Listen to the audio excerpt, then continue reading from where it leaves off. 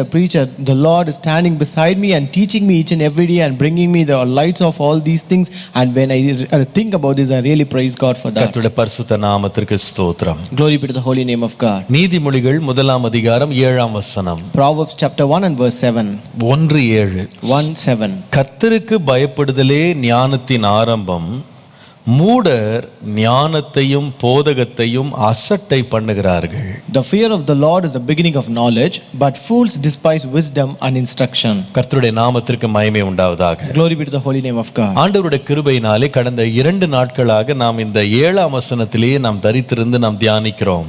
And by the grace of God, we were staying in this verse 7 and we were meditating for the past 2 days. முதலாவது நாம் கர்த்தருக்கு பயப்படுதல் என்றால் என்ன என்பதை குறித்து நாம் அறிந்து கொண்டோம், நாம் தியானித்தோம். First we learned and we meditated about what the fear of the Lord actually is. இரண்டாவது நாம் நேற்றைக்கு கவனிக்கும் பொழுது ஞானம் ஆரம்பிக்கிறது, ஞானத்தின் ஆரம்பம் என்றால் என்ன என்பதற்கு ஒரு விளக்கத்தை நாம் கண்டுபிடித்தோம். And again secondly, yesterday when we meditated, we learned what it means by beginning of knowledge. நாம் நேற்றைக்கு பேசும்பொழுது உங்களுக்கு சொன்னேன், when I spoke yesterday I told you, கர்த்தருக்கு பயப்படுதல் ஞானத்தின் ஆரம்பம் என்பது கர்த்தர் நமக்கு ஞானத்தை கொடுப்பதற்கு அவர் வைத்திருக்கிற எதிர்பார்ப்பு என்று நாம் எடுத்துக்கொள்ளக்கூடாது. The fear of the Lord is not the expectation of God to give us wisdom and knowledge. அதற்கு பதிலாக தேவன் அவரை அறிந்து கொள்வதுதான் ஞானம் என்பதற்கு அடையாளமாய் இருக்கிறது. கர்த்தரை அறிந்திருக்கிற மனுஷன்தான் ஞானத்தில் ஆரம்பிக்கிறான் என்பதற்கு அடையாளமாய் இருக்கிறது என்பதை நாம் கவனித்தோம். Rather, the fear of God is the evidence that we have wisdom, knowledge and understanding. This is what we saw yesterday. கர்த்தருடைய நாமத்திற்கு மகிமை உண்டாவதாக. Glory be to the name of the Lord. இன்றைக்கு இந்த வசனத்தின் அடுத்த பகுதிக்கு நாம போக போறோம். Today let's come to the next part of this verse. எனக்கு ரொம்ப உண்மையாகவே அது பிரயோஜனமாய் இருந்தது. It was really useful to me. இரண்டாவது பகுதி பாருங்க, மூடர் ஞானத்தையும் போதகத்தையும் அசட்டை பண்ணுகிறார்கள். The second part says fools despise wisdom and instruction. இன்றைக்கு இந்த அசட்டை பண்ணுதலை பற்றி உங்களோடு பேச போகிறேன். So today I am going to speak about despising. நான் நினைக்கிறேன் இந்த அசட்டை பண்ணுதல் அப்படின்னா என்ன? What is despising? அசட்டை பண்ணும் அந்த சுபாவம் அல்லது அந்த ஒரு செய்கை எதற்கு அடையாளமா இருக்கிறது என்றால், the act of despising can be equal to what? ஒரு காரியம் நமக்கு அவசியம் அல்லது தேவை, ஆனால் அதை வேண்டாம் என்று நாம் தள்ளுவது. The act of despising can be understood as something that we need yet we don't seem to want it. ஒரு காரியம் நமக்கு தேவை அல்லது பிரயோஜனமானது என்று சொல்லி நம்மிடம் அது அனுப்பப்படுகிறது அல்லது நம்முடைய பாதை வழியாக அது கடந்து செல்கிறது. Something that is sent our way that it might be useful and that we may need it. ஆனால் ஒரு மனிதன் தானாக அவன் அதை புறக்கணிக்கிறது. But a man rejects it by his own.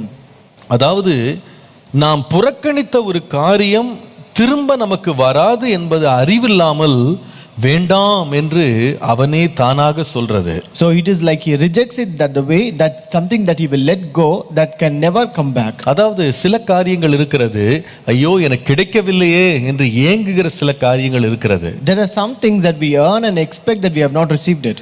ஐயோ எப்பொழுது எனக்கு கிடைக்கும் என்று காத்திருக்கிற சில காரியங்கள் இருக்கிறது. There are certain things where we wait when we will receive it. ஆனால் வேறு சில காரியங்கள் இருக்கிறது, அது நமக்காக நம்மை தேடி நம்முடைய பாதையிலே அது கடந்து வருகிறது. But there are certain things that come seeking us, that comes our way. நமக்காகவே வருகிறது. It comes exclusively for us. ஆனால் ஒரு மனிதன் மனப்பூர்வமாக அதை வேண்டாம் என்று நிராகரிக்கிறான், அதை புறக்கணிக்கிறான். அதுதான் அசட்டை என்பதற்கு அர்த்தம். But a person purposely wholeheartedly rejects it and that is despising. நான் நினைக்கிறேன் ஒரு மனிதனை தேடி தேவன் அனுப்புகிற நன்மையை அவன் தானாகவே புறக்கணிக்கிறான் பாருங்க, அதை போன்ற ஒரு நஷ்டம் வேறு ஒன்றுமே இல்லை. I think there is no greater loss than losing or rejecting something that God has sent to him or handed over to him. இவ்விதமாக தேவன் நம்மை தேடி அனுப்புகிற காரியங்களை நாம் அசட்டை பண்ணி அதற்கு கனம் மரியாதை கொடுக்காமல் அதை புறக்கணிக்கிறோம் பாருங்க, அதனால் வருகிற மன வேதனை, மன உளைச்சல் வேறு ஒன்றோடு நம்ம ஒப்பிடவே முடியாது. And there is no greater regret to know that we missed it or that we rejected it or despised it, which is lost all the way. நான் நினைக்கிறேன் இந்த அசட்டை பண்ணுதல் என்பது நம்முடைய மனதிற்கு அடுத்த ஒரு காரியம். I think the character of despising is a nature of the mind. அது நம்முடைய மனதிற்கு அடுத்த காரியம். It is a character or it is a nature of our mind. அதாவது நீங்கள் மத்தேயு எழுதின சுவிசேஷம் 23ஆம் அதிகாரம் 37ஆம் வசனத்தை பாருங்கள். Come to Matthew 23 and verse 37. மத்தேயு 23:37. Matthew 23:37. அதிலே நம்முடைய இரட்சகராகிய இயேசு கிறிஸ்து சொல்லுகிற வார்த்தையை பாருங்கள். Here look at the word that our Jesus says. எருசலேமே எருசலேமே தீர்க்கதரிசிகளை கொலை செய்து உன்னிடத்தில் அனுப்பப்பட்டவர்களை கல்லெறிகிறவளே, கோழி தன் குஞ்சுகளை தன் சிறகுகளின் கீழே கூட்டி சேர்த்து கொள்ளும் வண்ணமாக நான் எத்தனை தரமோ உன் பிள்ளைகளை கூட்டி சேர்த்து கொள்ள மனதாயிருந்தேன், உங்களுக்கோ மனது இல்லாமற் போயிற்று. O Jerusalem, Jerusalem, thou that killest the prophets and stonest them which are sent unto thee, how often would I have gathered thy children together, even as a hen gathereth the chickens under her wings, and ye would not. அதாவது இதுல மூன்று முக்கியமான காரியம். There are three important things here. வாய்ப்பு தனிப்பட்ட ஒரு பட்டணத்திற்கு அல்லது ஒரு மனிதனுக்கு நேராய் வருகிறது. A chance or an opportunity comes seeking a separate or a city or a person. அந்த வாய்ப்பு என்பது ஒரு குறிப்பிட்ட நபருக்கு நன்மையை பயக்க வேண்டும், நன்மையை கொடுக்க வேண்டும் என்கிற நோக்கத்தோடு வருகிறது. And this good thing comes with the purpose of giving something good to him. அது மாத்திரம் அல்ல, இந்த வாய்ப்பு என்பது ஒரு முறை அல்ல, பலமுறை வருகிறது. And not once, but this opportunity was given many times. இன்னொரு காரியமும் சொல்லுவேன். I tell you one more thing. இந்த வாய்ப்பு தேவனுடைய இரக்கத்தின்படியேயும் கிருபையின்படியேயும் அவருடைய அன்பின் நிமித்தமாகவும் இந்த எருசலேம் பட்டணத்தை நோக்கி வந்தது. And also this opportunity came to the city of Jerusalem out of the love, out of the mercy, out of the grace of God. தேவனும் வந்தார், even God came. அதே வேளையிலே வாய்ப்பும் வந்தது. At the same time opportunity came to him. நன்மையும் ஆயத்தமாய் இருந்தது. A good was already prepared for them. வந்த அந்த வாய்ப்பு பலமுறை வந்தது. The opportunity which came, it came many times to them. ஆனால் இத்தனை முறை இத்தனை விதமாக வந்தாலும் அது பிரயோஜனம் இல்லாமல் பயனில்லாமலே போய்விட்டது. Though it came many times and many ways, but it was not profitable to them. அதற்கு ஒரே ஒரு காரணம் என்னன்னா, the only reason for that, மனம் இல்ல. They did not have heart. மனம் இல்லாம they did not have a heart to accept. அந்த willingness இல்லனாலே நாம ஒரு காரியத்தை டிஸ்பைஸ் பண்ணுவோம். When you don't have that willingness, you will despise the thing. நான் நினைக்கிறேன் இந்த காலையில இது ரொம்ப ஆழமான ஒரு சப்ஜெக்ட். ஆனா இன்னைக்கு எனக்கு ஆண்டவர் வழிநடத்தின ஒரு காரியம் எப்படிப்பட்ட மனம் உள்ளவர்கள் தங்களுக்கு நேராய் வருகிற நன்மைகளை அசட்டை பண்ணுவார்கள். This is a deeper subject, but God today spoke with me. Who are the people who will despise the opportunity that they receive? What kind of mind will people have in order to despise things that come to them? தங்களுக்கு நேராய் வரும் காரியங்களை புறக்கணிப்பதற்கு அல்லது அசட்டை பண்ணுவதற்கு மனிதருக்குள்ளே இருக்கும் மனம் எப்படிப்பட்டதா இருக்கும்? எப்படிப்பட்ட மனம் உள்ளவர்கள் இதை அசட்டை பண்ணுவாங்க? What kind of mind would people have who despise such opportunities? முதலாவது, first, நீங்கள் நீதிமொழிகள் 1ஆம் அதிகாரம் 7ஆம் வசனம் திரும்ப வரலாம். Let's come to Proverbs 1:7 again. 1:7 வாசித்தால், கர்த்தருக்கு பயப்படுதலே ஞானத்தின் ஆரம்பம், மூடர் ஞானத்தையும் போதகத்தையும் அசட்டை பண்ணுகிறார்கள். The fear of the Lord is the beginning of knowledge, but fools despise wisdom and instruction. அப்போ முதலாவது ஒரு காரியத்தை நம்ம அறிந்து கொள்ளணும். So we have to understand first thing. இந்த அசட்டை பண்ணுதல் என்பது எப்படிப்பட்ட ஒரு மனதிலிருந்து எழும்புகிறது அப்படின்னு கேட்டீங்கன்னா, அது ஒரு மனிதன் ஞானமற்றவனாக அல்லது அவனுக்கு இருக்க வேண்டிய புத்தியோ அறிவோ இல்லாதவனாக ஒரு வெறுமையான மனம் உள்ளவன் இருக்கிறான் பாருங்க, அவன்தான் இந்த அசட்டையின் சுபாவத்தை தன் வாழ்க்கையிலே வைத்திருப்பான். The first thing where this despising act arises it from the people who have a hollow mind, that is the people who lack wisdom, and those people despise. அவர்கள் தான் இதை அசட்டை பண்ணுவாங்க. Only those are the people who despise it. உண்மையாகவே ஞானம் உள்ளவன் அசட்டை பண்ண மாட்டான். Truly a wise man will not despise. அசட்டை பண்ணுதல் தள்ளுதல் என்று சொல்லும் பொழுது எதை குறித்து சொல்லியிருக்கிறது என்றால் வருகிற எல்லாத்தையும் நம்ம சேர்த்துக்கொள்ளணும் ஏற்றுக்கொள்ளணும்னு அர்த்தம் கிடையாது. When you say despising, it doesn't mean that whatever we get it is not that storing up or gathering everything that we receive. எல்லாத்தையும் நம்மளால ஏற்றுக்கொள்ள முடியாது. We cannot accept everything. எல்லாவற்றையும் ஏற்றுக்கொள்ளவும் கூடாது. And we should not also accept everything. எல்லாமே ஏற்றுக்கொள்ளத்தக்கதாக இருக்காது. And everything will not be worthy to be accepted even. ஆனால் ஒரு ஞானி என்ன பண்ணுகிறான்னா எது ஏற்றுக்கொள்ளத்தக்கது எது ஏற்றுக்கொள்ள கூடாது என்று நிதானிக்கிறான். But a wise man will discern what to accept and what to reject. நாம சில காரியங்களை நிச்சயமாகவே புறக்கணித்து தான் ஆகணும். And certain things we are supposed to despise. முதலாம் சங்கீதத்தின் முதலாம் வசனம் பாருங்களேன். Psalm 1 and verse 1 says, துன்மார்க்கருடைய ஆலோசனை வந்தாலும் அதை கேட்க கூடாது, அதுபடி நடக்க கூடாது. If you receive the counsel of the ungodly, you should not walk in that way. பாவிகளின் வழி நமக்கு தெரிஞ்சா கூட அதுல நிக்க கூடாது. Even when you know the way of sinners, you should not stand in that way. பரியாசக்கார உட்கார்ற இடத்தை நம்ம பார்த்தாலும் அதுல உட்கார கூடாது, வேண்டாம்னு சொல்லிட்டு போணும். Even when you see the seat of the scornful, you should not sit and you should say no to that. அப்போ நம்ம என்ன நினைக்கிறோம்னா இந்த எல்லா காரியத்தையும் நம்ம ஏற்றுக்கொள்ளணும்னு அர்த்தம் கிடையாது. So it doesn't mean that we should accept everything. நாம சில காரியங்களை மனப்பூர்வமா ரிஜெக்ட் பண்ண நம்ம பழகணும். And we should also get used to despise or reject few things wholeheartedly. ஆனால் இங்கே சொல்லப்பட்டது போல ஞானம் புத்தி என்பவைகள் நம்மை நோக்கி வரும்போது அதை நம்ம அசட்டை பண்ணிடவே கூடாது. But as it is said here, when wisdom and instruction comes to us, we should not despise it. ஒரு மனுஷனுக்கு இந்த ஞானம் இல்ல, அவன் மனதுல இருக்க வேண்டிய அறிவு அந்த மனசே எம்டியா இருக்குமானா அவன் மூளை இல்லாதவனா இருப்பானால் ஞானம் இல்லாதவனா இருப்பானால் அவன் அசட்டை பண்ணுவான். When a man lacks wisdom or when his mind is totally hollow without any wisdom or knowledge, then he will be a person who will be despising the good. ஏன் தெரியுமா? You know why? ஞானம் ஒருவனுக்கு இல்லை என்றால் ஒரு காரியத்தினுடைய விலை என்ன அப்படி நம்மால கணிக்க முடியாது. It's because when a person doesn't have wisdom or knowledge, he is ignorant of the worth of that thing. இங்கே ரெண்டு காரியங்களை ஒருவன் அசட்டை பண்ணுகிறதா பார்க்கிறோம். Here we read that a person despises two things. ஒன்று ஞானம், இன்னொன்று போதகம். One is wisdom and the second instruction. இந்த ஞானம் என்பது எப்படி வந்தது அப்படின்னு கேட்டா ஞானம் பல ஆண்டுகளினுடைய அனுபவத்தினுடைய விளைவாக வருகிறது. So this wisdom comes from something that comes from years of experience. வயது ஒரு மனுஷனுடைய ஞானத்தை பெருக பண்ணுகிறது. Years actually increases the experience of wisdom. ஒரு மனிதன் வாழ்ந்து தன்னுடைய வாழ்க்கை நடைமுறையிலே அவன் கற்றுக்கொள்ளுகிற காரியங்கள் தான் ஞானமாய் வெளிப்படுகிறது. And a person when he lives and as he learns through his experience, that is being reflected as wisdom. அந்த ஞானத்தை ஒருவன் பெறும்போது அல்லது ஒருவனுக்கு கொடுக்கப்படும் போது அதனுடைய விலை அவனுக்கு தெரியாதனால அதை அசட்டை பண்றான். And when that wisdom is served to a person, since he is ignorant of that worth, he despises it. ரெகோபெயாமுக்கு முதியோர்களுடைய ஆலோசனை வந்தது. The council of elders came to Rehoboam.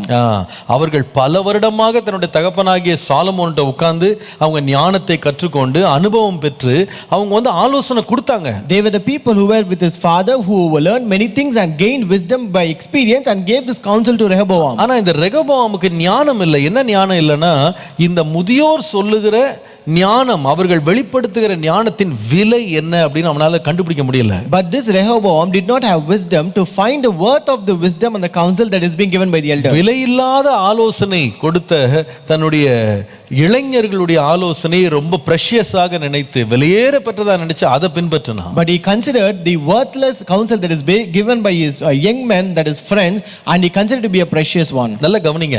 Listen carefully. Wisdom ஞானம் என்று சொல்லும்போது it takes years of experience to gain wisdom. ஞானத்தை பெறுவதற்கு பல ஆண்டுகள் ஆகிறது. When you to gain wisdom, it takes years of experience. ஆனா இந்த புத்திமதி அப்படினு சொல்லும்போது it takes a lot of effort. It takes a lot of effort to give counsel to someone, instruct someone.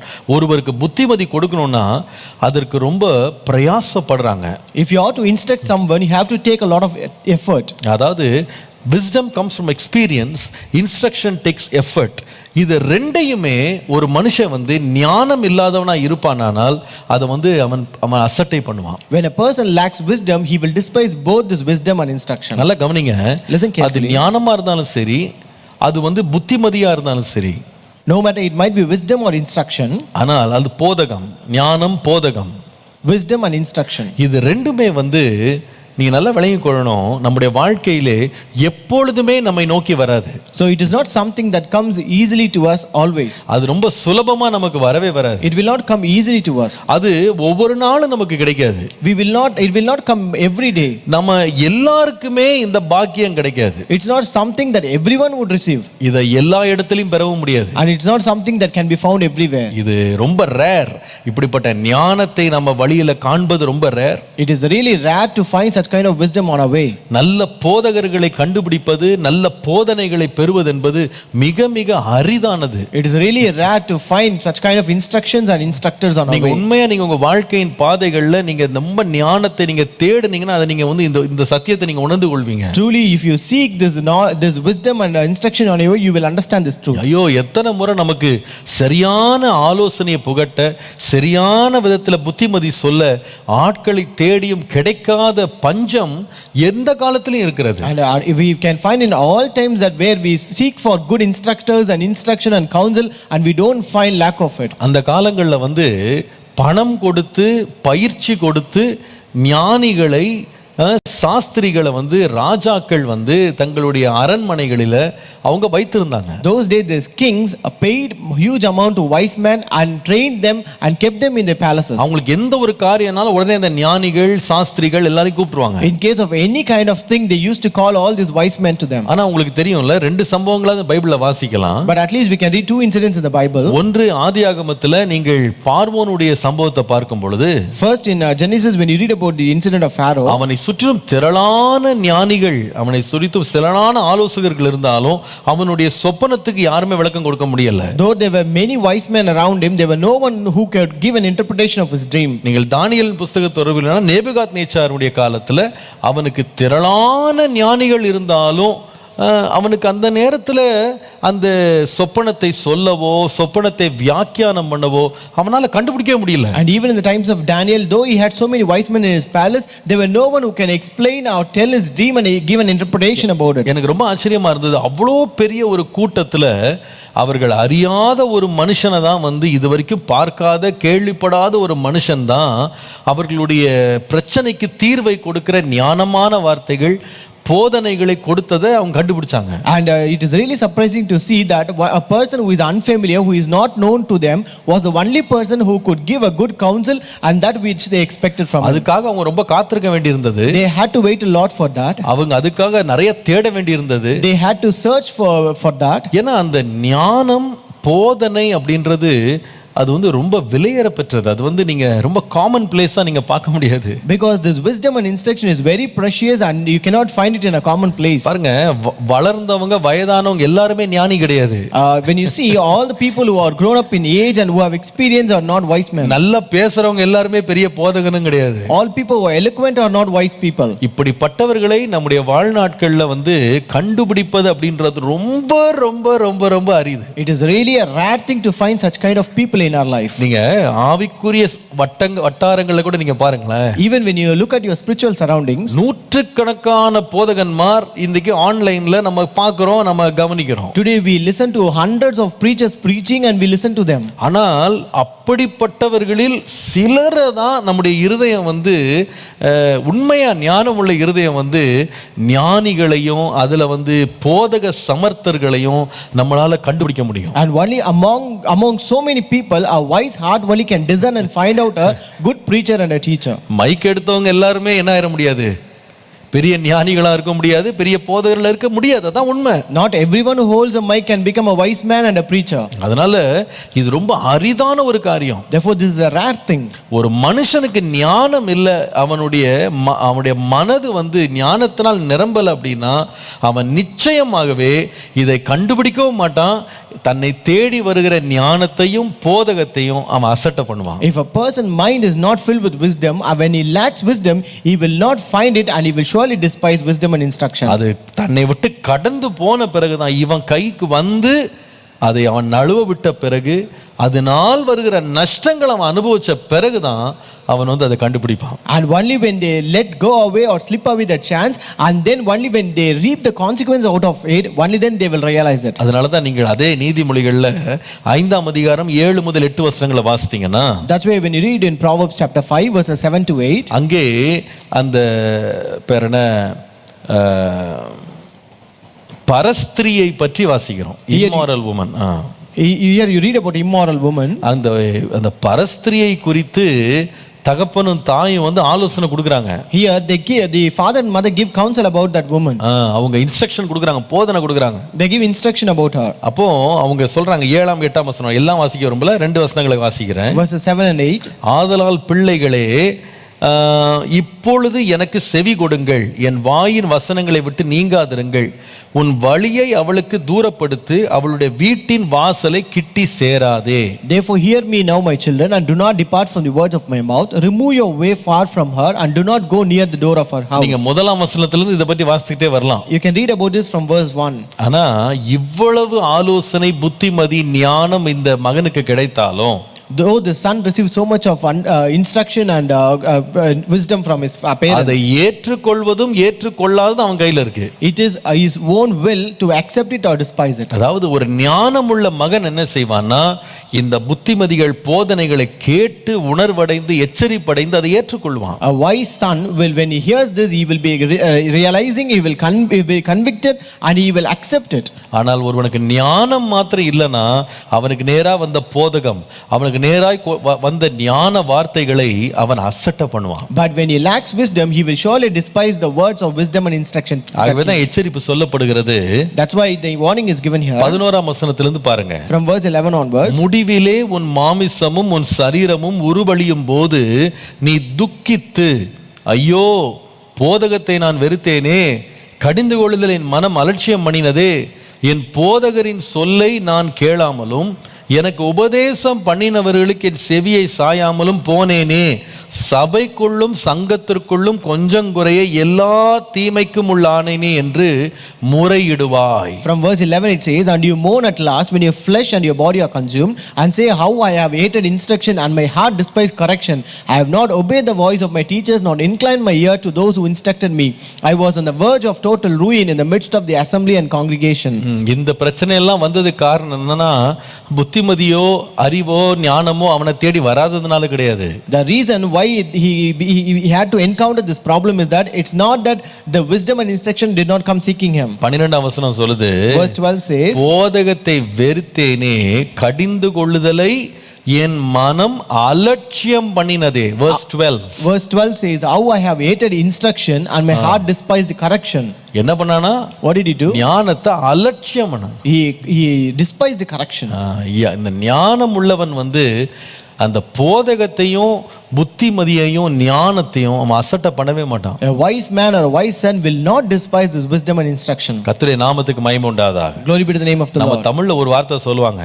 In Tamil they used to say, ஒன்னு சுய புத்தி வேணும் அல்லது சொல் புத்தி வேணும்னுவாங்க. either you should have wisdom on your own or at least you should have wisdom to listen to others' instruction. ரெண்டுமே ஒருவனுக்கு இல்லனா அவனுக்கு வந்து அழிவுதான். When you lack both, then you will be destroyed. கர்த்தர் நம்முடைய வாழ்க்கையில வந்து ஆலோசனை கொடுக்கிறவர்களை தேவன் அனுப்புகிறார்.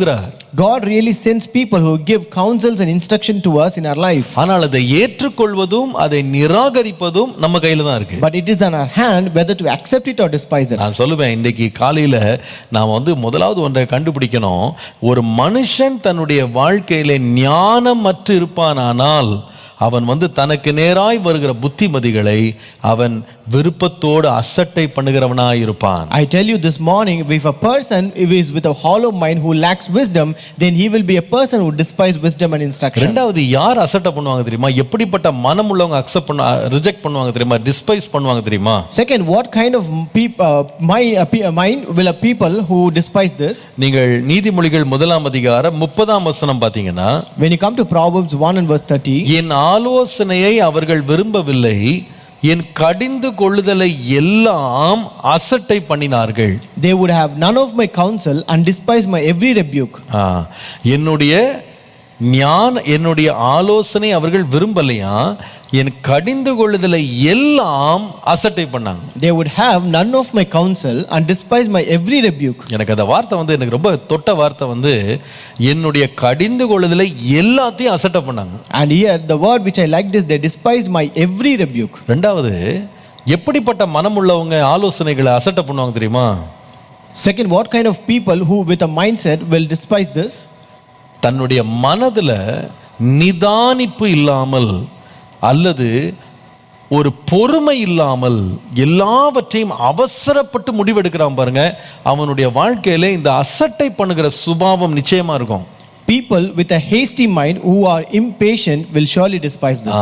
எல்லாத்தையும் அவசர கதியா செய்யறது. They want to do it in a hasty manner. எனக்கு ரொம்ப ஆச்சரியமா இருந்துச்சு அந்த வார்த்தை.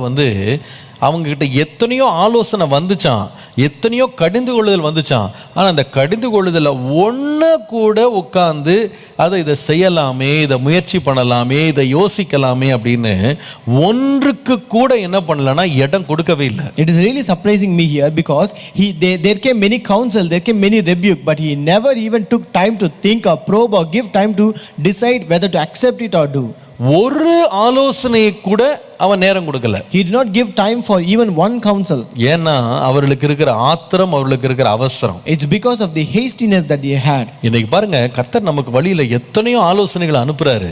Today God sends us many counsels in our way. எத்தனையோ எச்சரிப்புகளை கொடுக்கிறாரு. God gives us many warnings to us. எத்தனையோ ஞானமுள்ள வார்த்தைகள் நம்மை கடந்து செல்லுகிறது. And there comes many words of wisdom in our way. ஆனா சிலர் ஒன்று இல்ல எல்லாவற்றையுமே அசட்டை பண்ணுகிற ஒரு பழக்கம் இருக்கு அவங்களுக்கு. But some people, not one, but they rebuke and they despise everything. ஏன் சொன்னா அவர்களுக்கு அதை ஏற்றுக்கொண்டு அதை தங்களுக்குள்ள உட்கார்ந்து யோசித்து நிதானித்து அதற்கு கொஞ்சம் நேரம் கொடுத்து அது சரியா தவறா, அது நல்லதா கெட்டதா அப்படின்னு ஒன்றை கூட அவங்க ஏற்றுக்கொள்றது கிடையாது. It's because they don't give time to think and to probe or just to decide whether it is right or wrong, true or false, whether we can accept it or not. அவர்களுக்கு இருக்கிற அவசரத்துல வழியில வர்ற அத்தனை ஞான போதனைகள், வருகிற ஆலோசனைகள், வருகிற உபதேசங்கள் எல்லாத்தையும் தள்ளிட்டு போயிட்டே இருப்பாங்க. They are so hasty on the way that they despise everything. They reject all the counsel and words of wisdom and instruction. ஆதியாகமம் 25ஆம் அதிகாரம் 29 முதல் 34ஆம் வசனம் நமக்கு ஒரு பெரிய எச்சரிப்பு.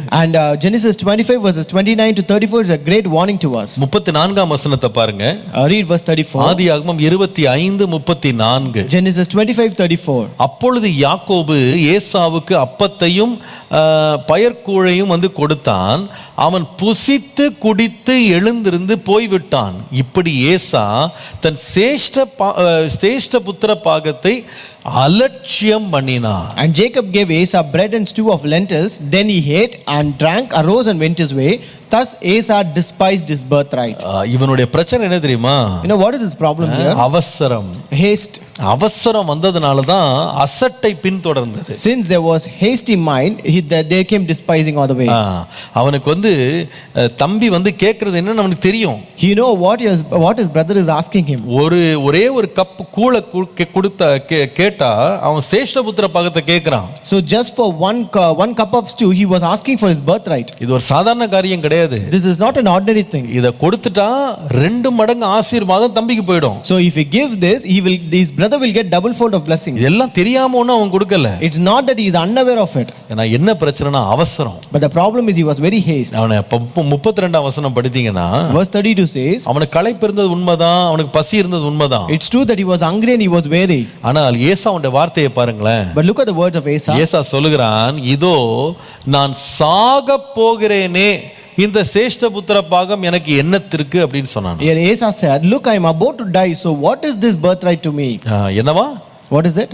சாக போகிறாராம். I am about to die. இவர் சாதாரண ஆள் இல்ல, இவர் வேட்டைக்காரர். இவர் he is not an ordinary person, he is a hunter. இவர் நல்ல பலசாலி. இவர் he is also very strong man. அந்த ஆகாரத்தை பார்த்த உடனே அவன் மனம் என்ன சொல்லுச்சுன்னா, செத்து போடுவே நீனு. When he saw the food, his mind told him that he will die. அந்த அவசரத்துல அவனுக்கு அந்த ஆசீர்வாதம் பெருசா தெரியல, ஆலோசனை பெருசா தெரியல, ஞானம் அவனுக்கு உதிக்கல.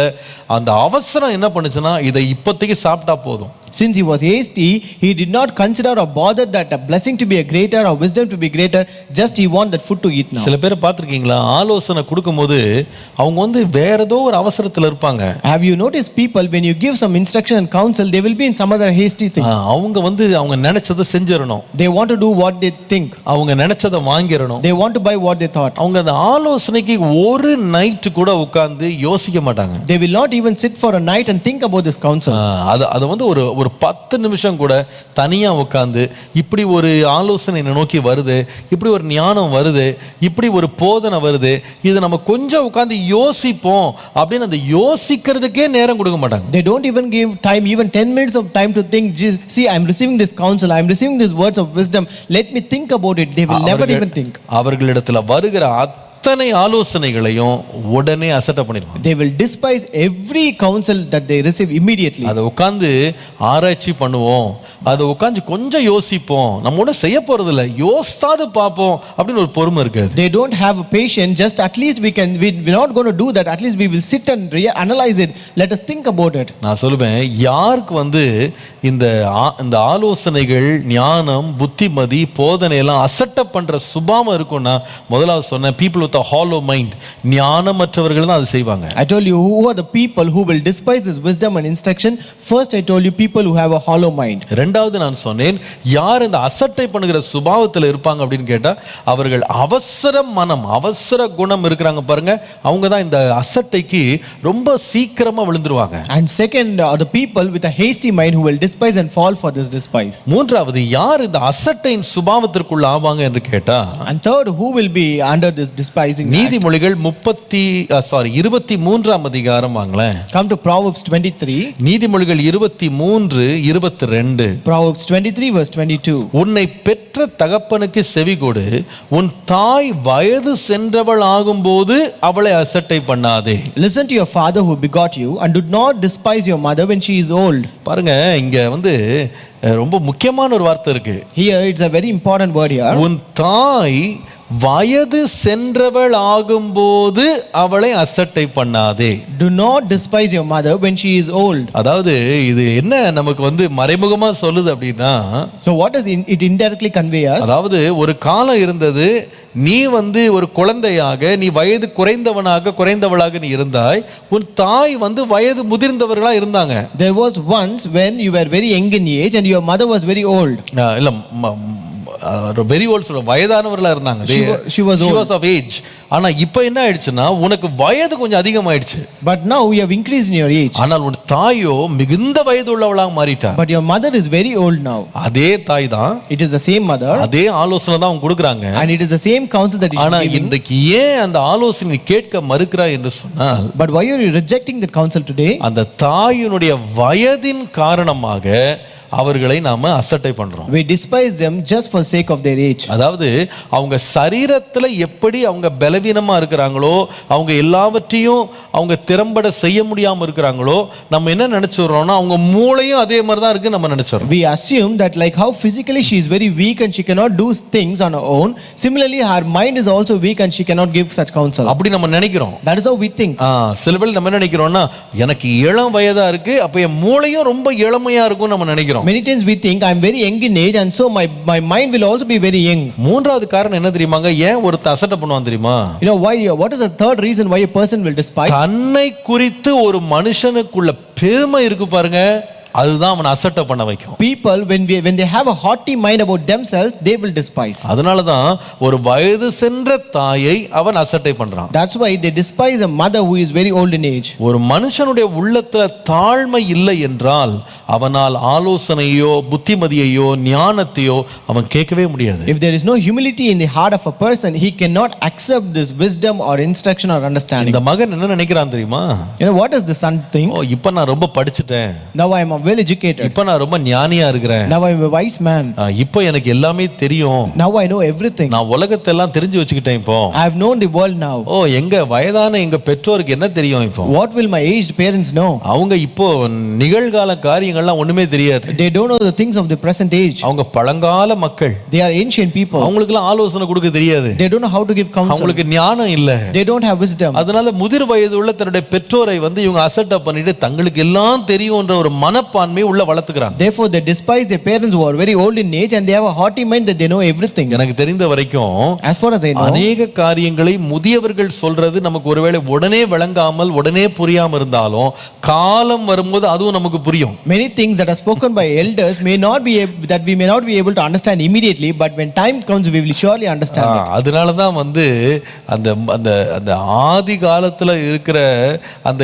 எல்லை குறிகளை நீ எடுக்காதன்னு போட்டிருக்கு. That's why it is written, do not remove the ancient boundaries. ஏன்னா அதெல்லாம் வந்து ஒரு காரணத்தோட தான் அதை வச்சிருக்காங்க. It's because it is kept for a reason. அதெல்லாம் அவங்க ஒரு முடிவெடுத்தாங்க, ஒரு காரியத்தை செய்யறாங்க, ஒரு காரியமா வாழ்ந்தாங்க, ஒரு விதமா வாழ்ந்தாங்கன்னா அதற்கு ஒரு நோக்கம், ஒரு காரணம், அதற்கு ஒரு பின்னணி இருக்கும். If they have taken a decision, if they have done something, it means that there is a background, there's a reason, there's a purpose behind it. அந்த வயது வந்து அவர்களுக்கு ஒரு அனுபவத்தை கொடுக்குது. Their age gives an experience to them. அப்போ அந்த அனுபவத்திலிருந்து வர்ற ஆலோசனை ஒரு இளைஞன் நினைக்கிறான்னா அவங்களுக்கு ஒண்ணும் தெரியல. But when a young boy receives that this counsel out of the experience, they think he doesn't know anything. எப்பவுமே சொல்லுவேன், இந்த மதியினமும்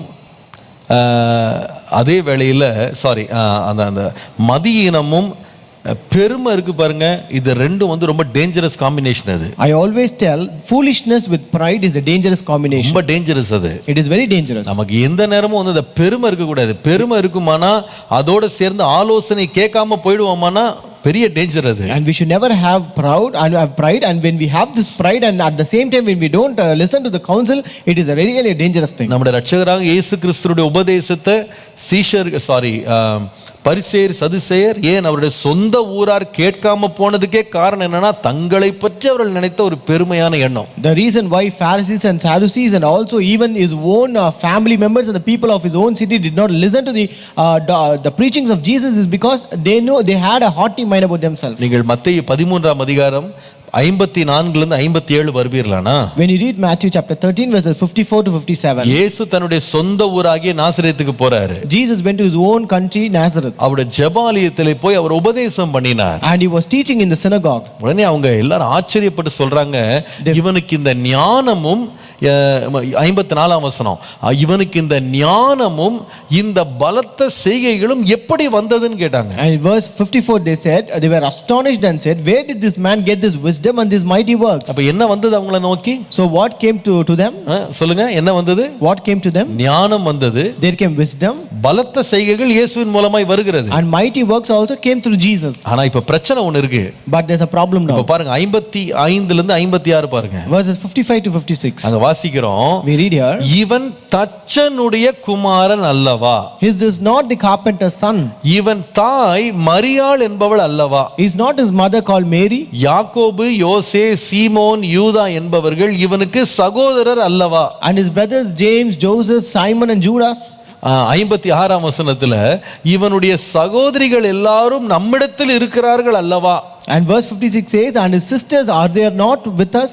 இப்படி இருக்க இதெல்லாம் இவனுக்கு எப்படி வந்தது? Where then did this man get all these things? இவங்களுக்கு என்ன, எதை இவங்களால அக்செப்ட் பண்ணிக்க முடியலன்னு சொன்னா, what was they not able to accept? தங்கள் நடுவிலேயே பிறந்து தங்கள் நடுவிலே வாழ்ந்து தங்கள் முன்பாகவே வளர்ந்தவனுக்கு இவ்வளவு ஞானமும் இவ்வளவு பலத்தை செய்ய எப்படி வந்திருக்க முடியும்? The one who is born before them, the one who grew up among them, how could a person of such person could get this wisdom and mighty works? நாமும் இந்த ஊர்தெல்லாம் பிறந்தோம். Even I was born in the same country. நாமும் இதே பட்டணத்துல தான் வளர்ந்தோம். And I also grew up in the same city. நமக்கு வராத ஞானம் இவனுக்கு எப்படி வரும்? How did he receive this wisdom which I did not get? நமக்கு வராத புத்தி இவனுக்கு எப்படி வந்துச்சு? How did he get this understanding which I did not get? அதெல்லாம் வர முடியாது. That cannot get. அடுத்த வசனம் வாசிக்கிறோம். The next verse says, அதனால அவரை கண்டு 57ஆம் வசனத்துல அவரை குறித்து இவங்களுக்கு என்ன வந்தா இடறல் உண்டானது. 57 verse says, so they were offended at him. இடறல் உண்டானது. They were offended at him. கடைசில அந்த சம்பவம் எப்படி முடியுதுன்னு பாத்தீங்கன்னா, at last it ends this way. அவரை அந்த பட்டணத்தை விட்டு புறம்பே தள்ளினாங்க. They drove him away from the city. திரும்ப புறம்பே தள்ளிட்டாங்க. வேண்டாம். They rejected him. And ஏன் அசட்டை பண்ணாங்க? Why did they despise him? தங்களை குறித்து அவங்களுக்கு இருக்கிற ஒரு பெருமை. Because of the pride that they had about themselves. என்ன மிஞ்சி ஒண்ணும் கிடையாது. There is nothing beyond me. நானும் இங்க தான பிறந்தவன். I was also born in the same city. நானும் இங்க தான வளர்ந்தவன். I was also grown up in the same city. எனக்கு தெரியாது, இவனுக்கு என்ன தெரியும்? How did he know something which I did not know? இவன் சின்ன பையன், இவனுக்கு என்ன தெரியும்? He is such a small boy, how could I know? இந்த வயசான அம்மாவுக்கு என்ன தெரியும்? How will this old woman know? எனக்கு தெரியாது, அந்த அம்மாவுக்கு தெரிஞ்சிருமா?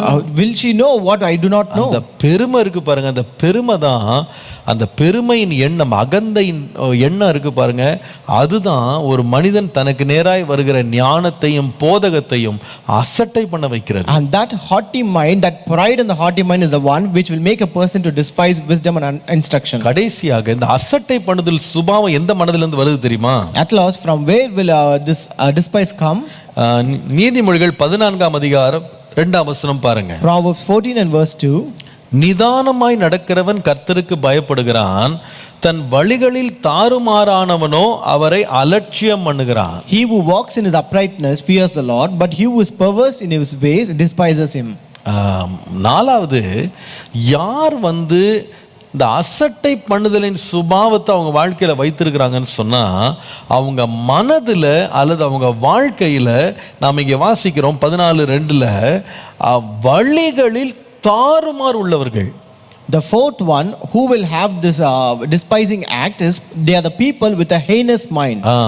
அவங்க அவங்க மனதில் ஒரு சுத்தம் இல்லை, பரிசுத்தம் இல்லை, அவங்க தேவ நீதி இல்லை, தேவனுக்கு பிரியமான வாழ்க்கை இல்லை. இந்த மாதிரி ஒரு வாழ்க்கை இல்லாதவர்கள் அவங்க எப்படி இருப்பாங்கன்னா எல்லாத்தையும் அசட்டை பண்ணுவாங்க. People who do not live a righteous life, who are not upright in their life, who don't fear the Lord, who are perverse in their ways, and who are living with a heinous mind, they despise it. பாவத்திற்கு தங்களை விற்று போட்டவர்களுடைய ஒரு சுபாவம், பாவத்தினால் மனம் மாற்றம் இல்லாமல் தங்கள் பாவத்திலே தொடர்கிறவர்களுடைய சுபாவத்தில் ஒரு சுபாவம் அவங்க எல்லாத்தையும் அசட்டை பண்ணுவாங்க. People with an untransformed mind who will continue to be in the sin will have this character of despising. அவருடைய வாழ்க்கையில் ஒரு மறுரூபம், தேவ பயமற்றவர்களாய் பாவத்திலேயே ஊறி போனவங்க எத்தனை ஆலோசனை சொன்னாலும் கேட்க மாட்டாங்க. People who don't have a transformation in their life, who are totally soaked in sin, they will not listen to the counsel no matter how much you may give them. ஏனென்றால் பிசாசானவன் அவருடைய மனக்கண்களை குருடாக்கி வச்சிருக்கான். It's because Satan has blinded their eyes of the heart. ஆகவே அவங்களுக்கு நேரா வர ஆலோசனைகளை அவங்க அசட்டை பண்ணுவாங்க. Therefore they will despise the counsel that comes to them. உங்களுக்கு தெரியும்ல, சோதம் கொமோரா பட்டணத்துல தேவன் அழிக்க போகிறேன் என்று சொல்லி செய்தியை 2 தூதர்களோடு அனுப்புகிறார். So as we know, in the incident of Sodom and Gomorrah, God sent 2 angels with a message that he going to destroy the entire city. அந்த செய்தி எடுத்துட்டு வந்த 2 தேவ தூதர்களை அந்த பட்டணம் எப்படி நடத்தினது அப்படி நீங்க பார்க்கலாம். And you know how did the city deal with the 2 angels who brought this message? அவருடைய பாவத்தின் கொடூரம் என்ன செய்ததுன்னா, தங்களுக்கு நேராய் வந்த எச்சரிப்பின் செய்தியை அசட்டை பண்ண வைத்தது. So because of the sin, the horrible sin that was at the culmination, they actually despised the message that was brought by the angels. நான் சொல்லுவேன், கர்த்தர் மாத்திரம் மனம் இறங்கி நம்முடைய மனதை மறுரூபப்படுத்தல, நாம எதையுமே அசட்டை பண்றவர்களா ஒரு சுபாவம் உள்ளவர்களா மாறிடுவோம். If God is not merciful and will not transform our heart and mind, then we will not also accept and despise all this. ரொம்ப ஆச்சரியம் என்னன்னா, போதகத்திலேயே மிகப்பெரிய போதகர் இயேசுதான். And what is surprising me is among the preachers, Jesus is the greatest preacher. ஆனால் அவருடைய போதகத்தை அநேகர் அசட்டை பண்ணாங்க. But many people despise his preaching. ஏன்னா அவங்க மனது அப்படி குருடாகி இருந்தது. It's because their heart were blind. நான் பைபிள்ல அடிக்கடி நான் இங்க சர்ச்சிலோட சொல்லியிருக்கேன், அடிக்கடி என்ன ரொம்ப வேதனைப்படுத்துற ஒரு சம்பவம் அந்த ஐஸ்வர்யமான வாலிபன் ஒருத்தன் இயேசுட்டு வந்தான் பாருங்க, அவன்தான். So I have told many times a painful incident in the Bible is the incident of the young man who came to Jesus. அவனுக்காக இயேசு எவ்வளவு அழகா பேசினார் தெரியுமா? No, Jesus spoke very beautifully for him. ஆனா அவனோட பிரச்சனை என்னன்னா, அந்த பண ஆசையில இருந்து அவன் வெளியே வர முடியாதனால இயேசுவை விட்டு துக்கத்தோட போயிட்டான்னு சொல்லி வாசிக்கிறோம். But the problem is that since he could not come out of the lust of money, he went away sorrowful from Jesus. ஆண்டவர் நம்முடைய மனதை குணமாக்கணும், நம்ம ஜெபிக்கணும். We should pray that God should heal our hearts. அந்த மனம் சரியா இல்லனா நம்ம அசட்டை பண்ணுகிறவர்களாய் நம்ம மாறிடுவோம். If your mind is not set right, then we will be despising. ஆகவே தான் தாவீது தன்னுடைய குமாரனை பற்றி அவர் விரும்பின போது ஜெபித்த பொழுது அவர் சொல்லுவாரு, That's why when David prayed about his son, it is said, அவருடைய வாஞ்சையை பாருங்க, 1 நாளாகமம் 28ஆம் அதிகாரம் 9ஆம் வசனம் பாருங்க. We can read his desire in 1 Chronicles chapter 28 and verse 9. 28:9. 28 verse 9. வேதம் சொல்லுகிறது, என் குமாரனாகிய சாலமோனே, நீ உன் பிதாவின் தேவனை அறிந்து அவரை உத்தம இருதயத்தோடும் உற்சாக மனதோடும் சேவி. கர்த்தர் எல்லா இருதயங்களையும் ஆராய்ந்து நினைவுகளின் தோற்றங்களை எல்லாம் அறிகிறார். நீ அவரை தேடினால் உனக்கு தென்படுவார், நீ அவரை விட்டுவிட்டால் அவரை உன்னை என்றென்றைக்கும் கைவிடுவார். 1 Chronicles 28:9. As for you, my son Solomon, know the God of your father and serve him with a loyal heart and with a willing mind. For the Lord searches all hearts and understands all the intents of the thoughts. If you seek him, he will be found by you, but if you forsake him, he will cast you off forever. நம்ம மனதுல இந்த ஒரு உற்சாகமுள்ள மனது, இந்த மாதிரி ஒரு ஞானமுள்ள இருதயம், உத்தம இருதயம்லாம் இல்லைன்னா நம்ம கர்த்தருடைய வழிகளில் நடக்கிறது ரொம்ப ரொம்ப கஷ்டம். If we don't have such kind of loyal heart and a willing mind, it is really difficult for us to walk in the ways of God. நமக்கு நேராய் வருகிற ஆலோசனைகள், புத்திமதிகள்